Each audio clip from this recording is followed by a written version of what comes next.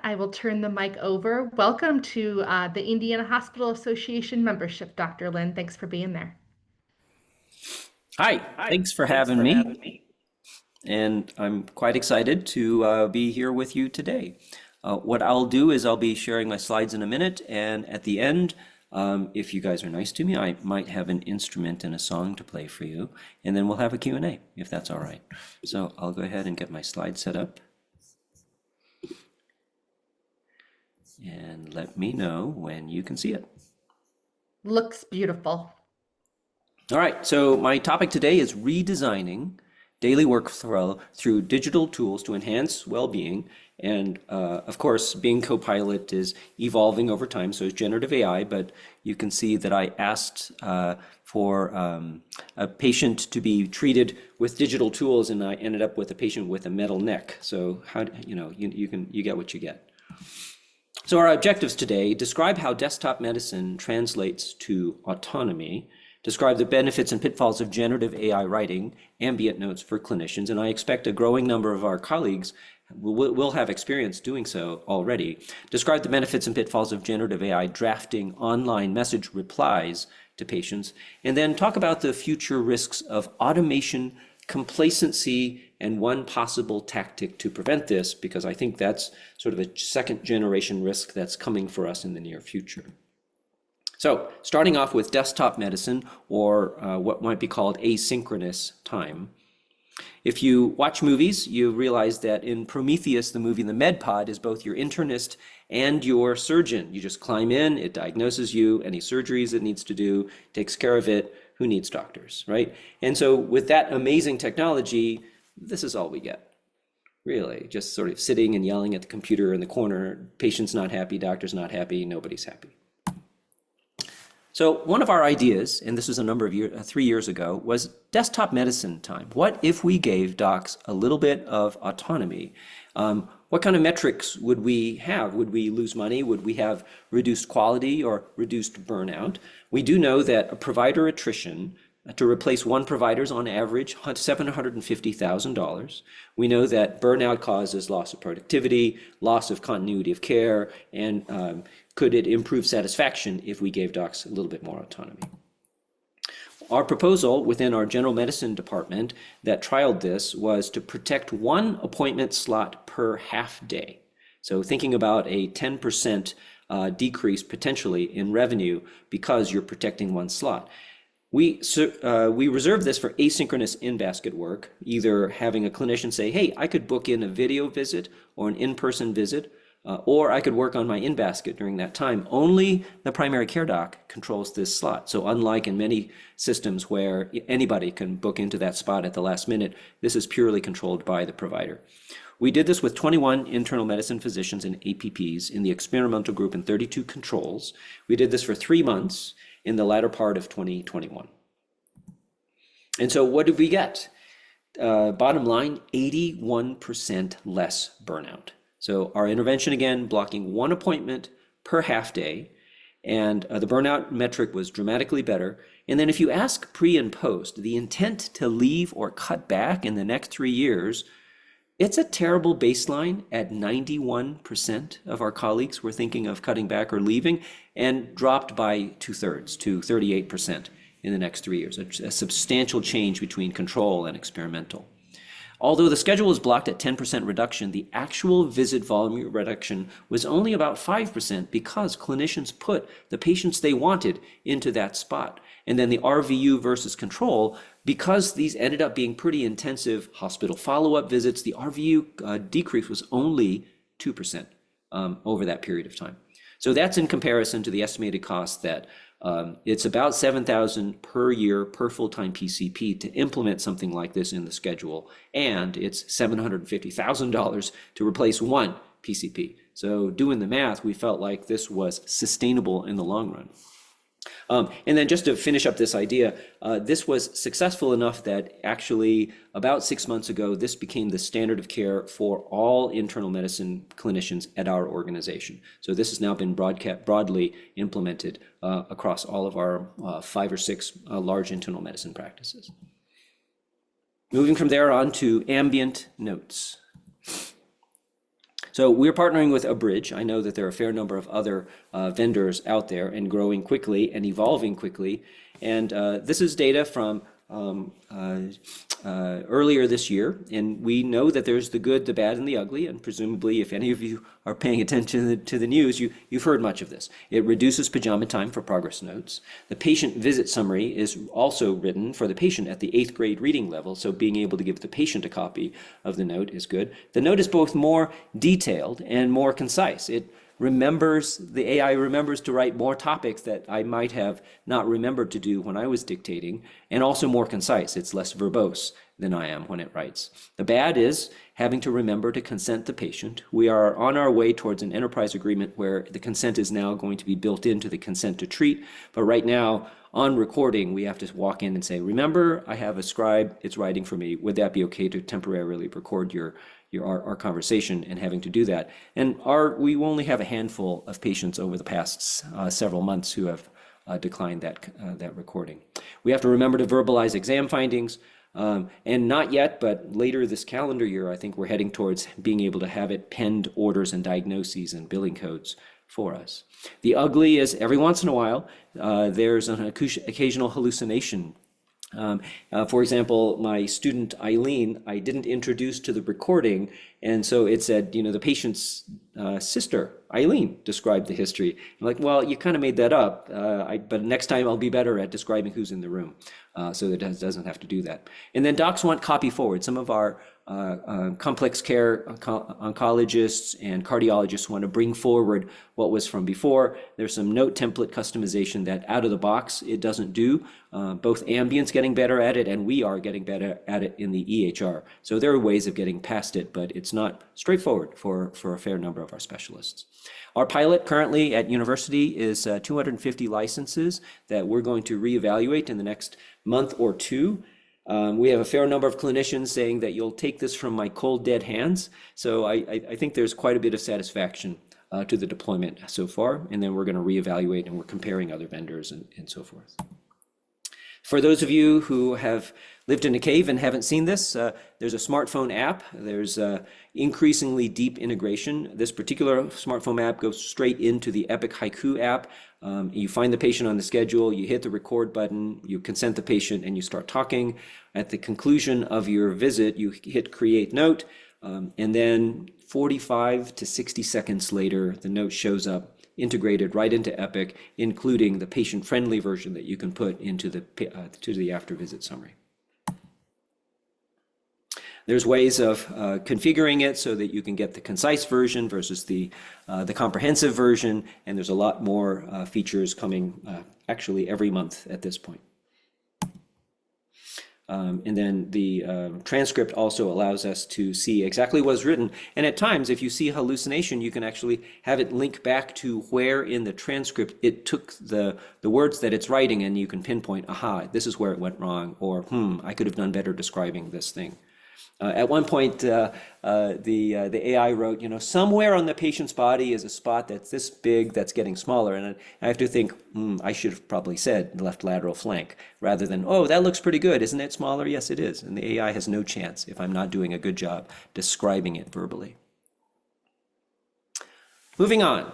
All of us have heard these terms bandied about, and I thought, and you can Google this now, but there's differences between AI, machine learning, deep learning, and at this point we're talking about generative AI, which includes Claude, Gemini, GPT, and Perplexity, and these more sophisticated, smaller models inside of AI.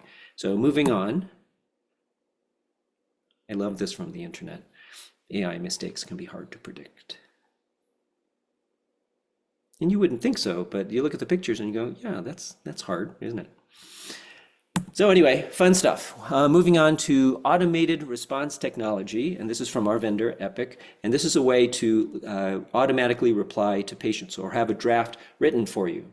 Right, so here's a polling question that I don't have you pushing a button, but just think for yourself. How many online messages does a full-time primary care doc receive from patients per day? Just put your finger on one and think about that for a minute.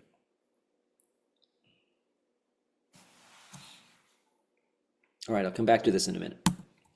So at UC Health, CTLin ruined healthcare. Clearly, I gave my colleagues the access to the electronic health record, and before March of 2020, before the pandemic, we were receiving about 53,000 incoming messages per month in aggregate across our several thousand doctors. The pandemic hit, and the number has grown. The magenta line has grown. And leaving aside those two artifacts, we are now stabilized between 180,000 and 200,000 incoming messages per month. During the pandemic, our patients found a new way to communicate with us, and boy, they love it. And on the one hand, that's great, better connection to our patients, and on the other hand, that's tremendous pajama time. So CTLin ruined healthcare. I'm sorry. ChatGPT tells us how CTLin's ruined healthcare. Healthcare ruined, everything ruined. So generative AI at UC Health, the typical primary care doc, and these are national statistics, receives 20 to 40 online messages from patients per day. This is work that's typically done during pajama time after all of your regular work is done. And the idea here is that could AI write a draft reply for docs and nurses to use? I gave a separate talk called Is the In-Basket a Hyperobject? And I asked AI to draw what a hyperobject was, and it's kind of scary. So here's an example. In partnership with Epic and Microsoft ChatGPT, incoming messages, hey, what is mixed urogenital or skin flora on the UA, right? I'm beginning to feel better. I still have some discomfort. Thank you. Here's the generated reply. Let you read it.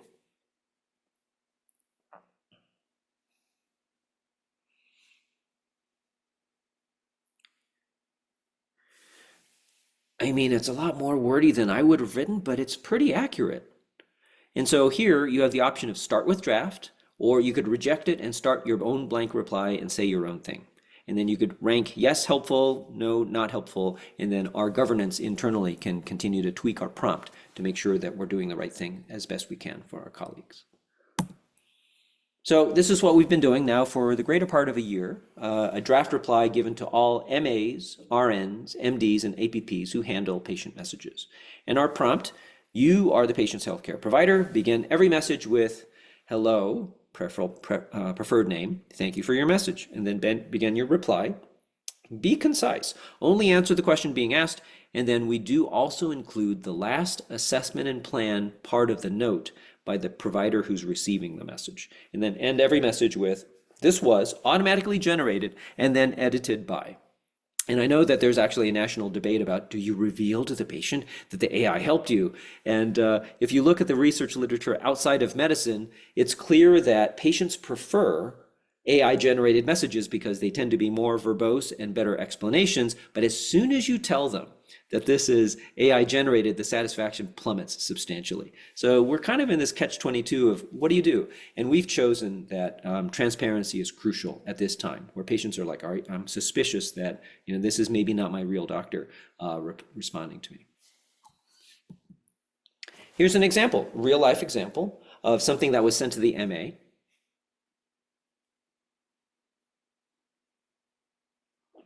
And the draft reply says,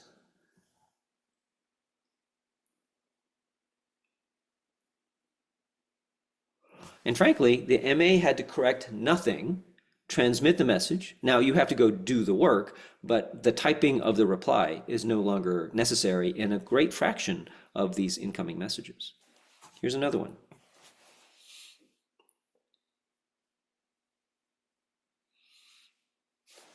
And the AI says,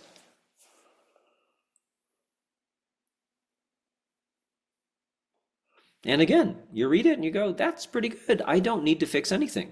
Transmit the reply and then go take care of the refill task. So a substantial reduction of effort when it works this well. Here's an error early in our pilot. Should I get the new RSV vaccine?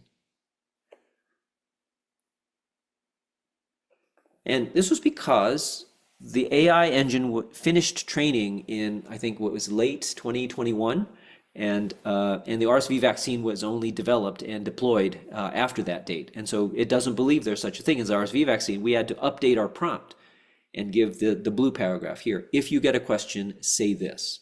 And since then, that's been working well. And then with the more recent updated engines, we no longer have to have these updates. But you have to watch carefully for what's there, what's not there. Here's a wow moment.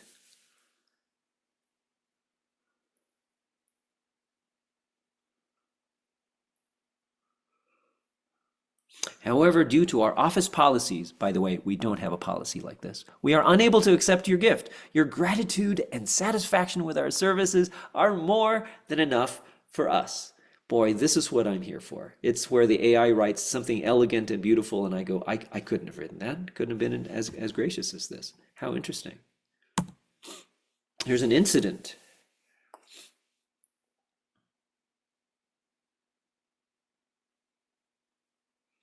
And the AI says,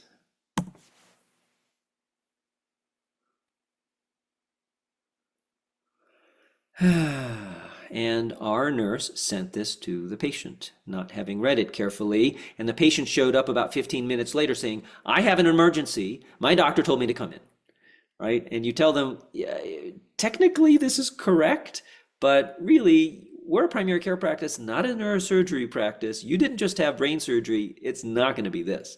So we have to be careful. I mean, it's not wrong, right? Trained off of everything on the internet, it's not wrong. But at the same time, we have to have some judgment. And so these two incidents did actually get through and were reported, and we sort of worked through what we're doing.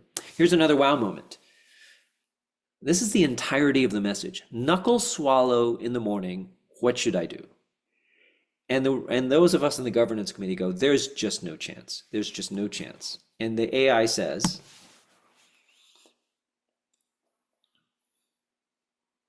and that's because it read the rheumatologist's last progress note and knew about the rheumatoid arthritis and the exact plan of action. And this was a brilliant reply that the rheumatologist made no edits and transmitted it. So every once in a while, there's some brilliance that comes out of the system. Here's your next question. Which of the following groups were most satisfied with art? Physicians and APPs, nurses, or MAs? Make a call for yourself, and we'll come back to it in a minute. So we wrote about this, and you can find this in JAMA Network Open, utility of AI generative replies to patient messages, and there's a half dozen other papers on this similarly as well. So this is growing quickly, and in our findings, we have used this in 50, I think we're up to 70 practices now, primary care and specialty, and people are having fun. They're like, look what the thing said, right? It's kind of hilarious to have that as part of your culture. Our nurses were most satisfied with the art draft responses. They do have the clinical responsibility to be able to deal with it, and more than the MAs. And then physicians typically, you know, we're finding that our physicians read it and they go, yeah, that's pretty good, but I want to say it in my words. So they'll read it and then they'll wipe it out and then they'll dictate exactly what they want to say. And so we have this sort of balance between, would you just let the AI help you because you're complaining about all the work, but you're still not going to let it write for you because you have to have it in exactly the words you want to use? So we're trying to work our way through all of this culture change. We are doing ongoing prompt engineering. It is disappointing that we're at about 15% of replies. Some practices are higher, some practices are lower. And I know that the prompt engineering and the tools are going to gradually improve over time, but it's not a slam dunk yet. My last topic is automation complacency, and I want you to, put your thinking caps on with me and have you think about this with me. I love this book, if you haven't read it, The Glass Cage by Nicholas Carr. It is a critique of the aircraft industry. They're a little bit ahead of us in automation. And their statement was, we've built a glass cockpit for the pilot, where everything is just sort of conditional, iPad-like, gorgeous displays. And the question is, how much help is too much help, right? Does it reduce pilot attention if the AI does most of the work? It does most of the checklist for takeoff and for landing and for in-flight. But the question is then, if you're not paying attention because it's doing 99% of the work, when something goes wrong, are you aware enough? Are you awake enough? And what's happening there? And I think that's coming for us. If the AI gets better and better and we shift our attention elsewhere, are we paying attention to what the tool is writing? And so that's a concern. Is there an automation bias? Well, it didn't stop me, so there must not be a problem, right? The automation must be correct. And then we know that from the book, Inuit Eskimos are some of the most successful trackers in harsh environmental conditions in the world, to being able to track the prey through a blizzard snowstorm. And now their claim is that with GPS and snowmobiles, the next generation will in just a few short years lose all of the skills that their generations of elders have learned over decades and centuries. And are we headed towards that as well as a loss of skill? So the question is, how do we avoid automation complacency? How do we design a system that helps but doesn't reduce attention? And that's a hard question. So here's one thought. So here's some examples in healthcare. I don't look for pulmonary nodules. The AI will spot them for me. Or as one of my colleagues told me, it's not my fault. I use the pathway, right? I'm sort of outsourcing my expertise elsewhere. Or I used to think, and this is me, I used to think of new diagnoses when writing my progress note later. Now, I'm not advocating to go back to having pajama time to write progress notes late at night, but thinking about the patient a second time and working through writing the note, oftentimes I'll have a new idea. And so if I'm no longer writing my note later, that productive cognitive friction goes away. And the statement is, if I'm no longer thinking and the AI was never thinking, it's just word completing, who's doing the thinking, right? What happens to the quality of our healthcare? And I see the beginning of this in myself. So is it possible strategies like variable support on a schedule? For the first week, you go full blast, AI helps you and you get your work done a lot faster, you get home sooner, great. Maybe the next week you get partial AI support where it only shows you if you miss something big because it's reading your note later. And then maybe 1 week there's no support and you're on your own, right? Just to keep you on your toes. I don't know that I love it, but this is sort of similar to what pilots do. I know that Denver, Colorado, where I live, we have a United Airlines pilot training center, and I think it's 1 week a year, a number of days per year, they come and they go through all the emergency scenarios to make sure you're still good at, 2 engines flaming out and can you land the plane? And do we need to do something like that with our clinicians because the AI is helping so much? Or, this is another idea, variable support. Maybe it depends on my stress level. If I'm not stressed, detected by either voice tone or iris detection, then you let me do everything. But as soon as I get stressed, there's too many things going on, the patient's crashing, clinical situation's critical, then you give me a lot more support. And it sort of flexes up and down depending on how I'm doing, responding to me. I don't know how I feel about this, but I love these new ideas. My big idea is a Greek chorus, and I'm misusing the term, but stick with me here. So to combat human complacency, I would think maybe we could create a Greek chorus, a team of AIs with different agendas, and then we, as the provider, get to be the captain of the ship.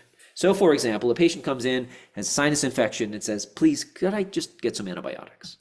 And you get different responses. Your patient advocate, patient advocate would say, sure, make him happy. What's wrong with that? The quality maven says, antibiotics are never appropriate for sinus infection. Do you want to see the research studies? The F1 driver, you know what? You're behind. Just prescribe it. It's faster. Who has time for a conversation?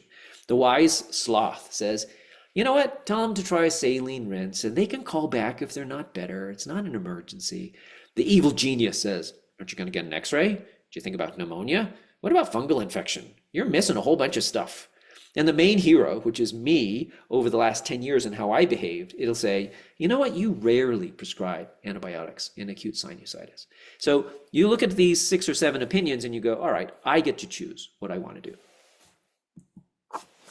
So here are the lessons from redesigning workflow. I think desktop medicine and autonomy is huge. It's not a big investment, and the protected time results, I think, in a huge return and not much of a financial impact.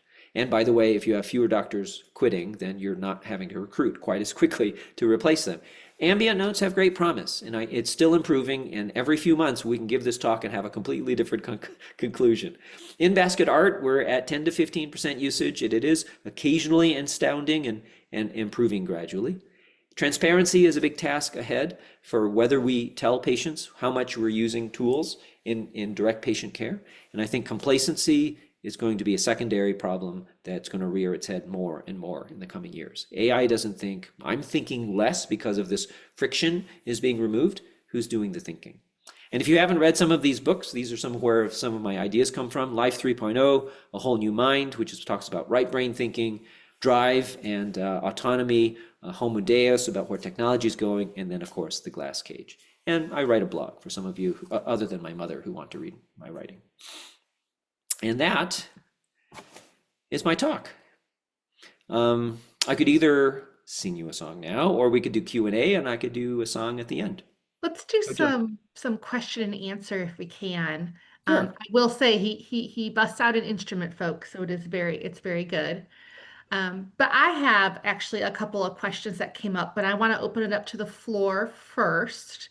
And that can be by chat, folks, or by unmuting yourself. So I'll give a couple minutes to see if any questions pop up that way.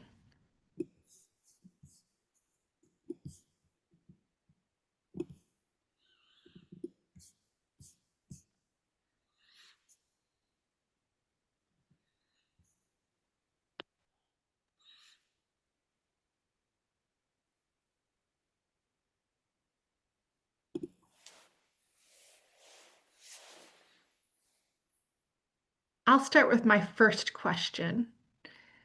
In regards to using this, your research and pilots were done in clinic settings.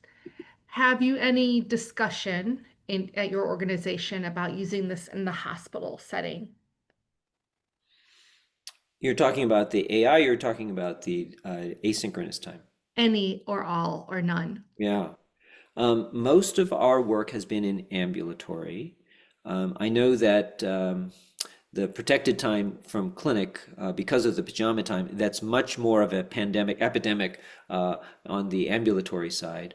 On the inpatient side, we are looking to pilot ambient notes. The tools are not quite as mature for inpatient or ED, but it's rapidly shifting that way. And I think in the next 6 months, we're heading that way as well.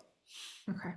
Epic, our EHR vendor, says that they are working on over 150 AI embedded mini projects inside the EHR. So I expect many of our colleagues will be dealing with or thinking about at what point do we turn on tools like this. For example, still in clinic, in the ambulatory space, auto categorization, being able to auto route things to referrals or refills, even though the patient starts with a generic message that's not categorized. We're also looking at the idea that incivility is unfortunately a problem where F-bombs and all caps yelling is sprinkled in with the other regular messages, and to have the AI sort of pick those out and shuffle them off to our HR department or shuffle them off to someone who can be dedicated working on these uncivil messages. There's quite a few opportunities, I think, for AI to be helpful in the workflow. I never thought about AI actually helping with reporting of potential workplace violence or Uh-huh. workplace aggression. Yeah. That's super interesting. So you have a question about trialing appointment reduction outside of internal medicine. Um, we have interest. It has to start with the department leader or the finance administrator saying, I'm willing to give it a shot. So this is sort of a brand new idea. It's starting with internal medicine. We're hoping to use this department to sort of infect the other departments with this idea that autonomy is a huge improvement. So no, not yet, not yet. I was wondering a little bit if you could speak a little bit more to your governance structure and cadence and the types of folks that create your governance council or committee around AI. I think that could be, I think you have to push a governance council up before you ever even stand up any tools, Yeah. right? So I Mhm. was wondering if you could talk a little bit about that So I'm going process. to talk out both sides of my mouth. On the one hand, the internal medicine autonomy desktop decision came directly out of a department that has nothing to do with AI, right? That's just autonomy. And you could start that today if you decide to. And knowing that our data shows that decreasing time and giving it back to the clinician is well used in terms of effectiveness. So that's one thing. We do have what we call a clinical intelligence governance committee, Clintel, that meets monthly, that considers all comers, and we try to grab the projects that would help the most people. Separately, in parallel, radiology has their own AI governance because the number of radiology tools is, I think, a generation in advance of everyone else. So we have sort of a sub-department AI group just for radiology, and then a more general one for internal medicine, for the rest of the hospital health system. And your question is that the right governance? You know what? We're going to reinvent this governance every 6 months as the tools change. You stand up something, you get started, and then you look back and go, is that working for us? Do we invite the wrong people, right? Do we need more patience in this committee? What's happening here? So this is moving so quickly. There is no recommendation I can say today that's not out of date tomorrow. What kind of time commitment is the folks on your council looking at when you're looking at those different examples you provided, right? Yeah. And hey, this was a wow extraordinary, this was a ooh really bad. They came in thinking there was an emergency. So we, in addition to the overall clinical intelligence committee, that looks at, yes, we'll do a partnership here. No, we're not going to do that partnership. That's what the high level steering is. So that's the group that helps us choose. Yes, we're going to work with a bridge. Yes, we're going to work with art, but incivility is not quite ready. Or yes, AI governance can go off to radiology because this is a pulmonary nodule thing. So that clinical intelligence meets once a month to do that sort of high level steerage. We have working groups for each of these projects. A bridge has three working groups a month. Sorry, per week, 2 or 3 working groups per week, sort of configuring who's live, how do we optimize it, how do we get usage up. In Basket Art has a weekly review of all the thumbs up and thumbs down, and once every week or two we change the prompt and say, oh, we have to take into account this new thing. So each of these subgroups has their working groups, project by project. Okay. Yeah, that helps when thinking about how to stand something up from the beginning. There's no standard, right? But you need a steer to make the big Mhm. decisions, and then each of the projects has its own working group, and you scale up or scale down. In Basket Art, the innovation pace has slowed down a little bit, so we went back to once a month. But for a while, we were do 2 or 3 times a week, trying to keep things up going. Well, I was thinking about like, wordsmithing. How long did it take for you all to land on this was generated by AI, but edited by X, Y, and Z, right? That I was mean, an that's executive really important. decision. I'm aware that about half the organizations have decided to suppress that statement. I'm aware that, for example, San Diego and Stanford and ourselves all have the statement as a default. In the beginning, we inserted it as a smart phrase, and about 10% of my colleagues would remove the sentence. And I'm Oh, thinking, do we let them remove that sentence? No, I think as an organization, we want to make a statement that if we're going to use it, we will tell you. And so we've worked our way through all of these things, but we as an organization said we will be transparent, and mhm. that's our stamp on it. So that was a quick decision. But yes, there's lots of minor decisions every week, like, oh, where do we take this? Well, even referring to it as a scribe at one point, I think scribe, other person in room, Right. but this AI tool is a scribe, That's right. so just the word choice is fascinating. That's right. Mhm. So those were my thoughts that came up. Does anybody have any other additional thoughts or questions or discussion? They've been doing it for a while, so let's use our I wonder if resources. anybody on the call is actually doing in-basket art or a bridge or one of the other vendors, and does anybody have any experience to share with us?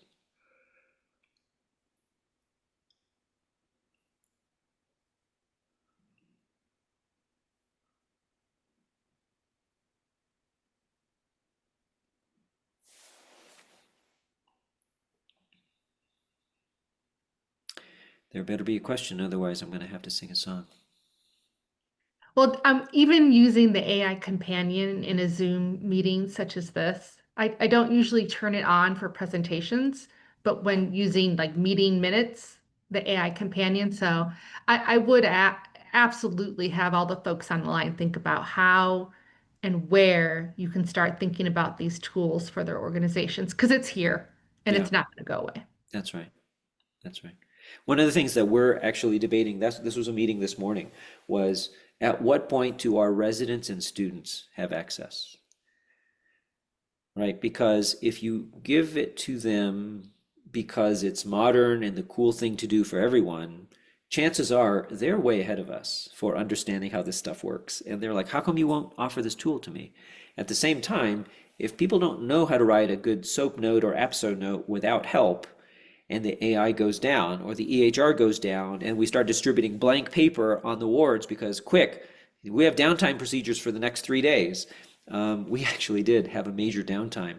And half of our faculty were like, no problem, give me a piece of paper. And the other half were like, what do I do? What do I do? Should I go home? I can't do anything, right? It's very interesting.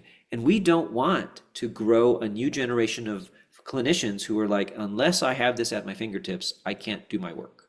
Mm-hmm. And I think we're in very grave risk of designing our way into a corner where our clinicians are very good at all the theoretical thinking, but actually, how do I write admission orders? I don't know. I push the button for the template. Where's the template? There's no template, right? Or I push the button for the AI summary. Where there's no summary? I'm supposed to read the chart myself? How do I do that? We're at grave risk, I think, for losing some skills. Well, I appreciate you sharing the idea of automation complacency, Yeah. and making sure that we keep skills honed while using tools.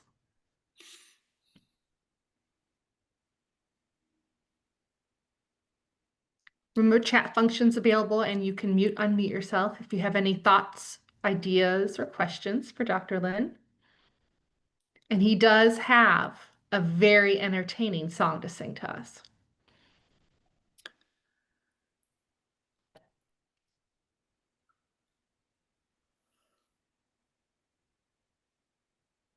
All right, sir. I think we get on to some All singing. right, let's do it. I'll share my lyrics. Shall we do that? And then I'll sing. All right, here we go. This is EHR Wonderland. And I need to turn on my... One second. Original sound on. Okay, great.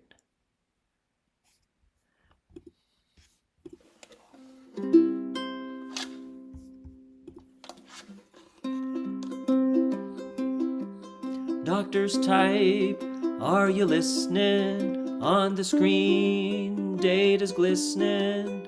In pajamas we write, we're working tonight, logging in an EHR Wonderland.